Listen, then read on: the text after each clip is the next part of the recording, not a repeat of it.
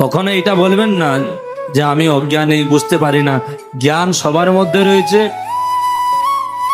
সবাই আপনারা জানেন ভালো কোনটা মন্দ কোনটা। আপনি খারাপ কার্য করতে গেলে আপনার বুক এমন জোরে হার্টবিট বেড়ে যাবে, ধড়পড় করবে না? আপনিও জানেন যেটা পাপ, তারপরেও আপনি করছেন। এমন নয় যে পাপ বলে মনে করছেন না।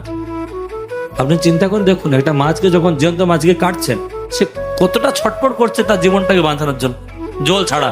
আপনি হাসি মুখে তাকে কাটছেন, সেই কষ্টটা কি আমাদেরকে ভোগ করতে হবে না? সে কি কান্না করছে না? তার চোখ থেকে জল পড়ছে না? এই যে নিরীহ ছাগলগুলোকে কালী পূজার নামে আপনি কেটে ফেললেন, সে তারা কি কান্না করছিল না? তারা কি জীবন বাঁচানোর জন্য ছটফট করছিল না? করছে কিনা? কি করে তাকে আমরা মেরে খেয়ে নিচ্ছি? ধিক্কার এরকম জীবনকে। খাদ্য তো ভগবান কত কিছু দিয়েছিল। প্রাণীকে হত্যা করে খেয়ে কেউ জীবনে কোনোদিন শান্তি পাবে না।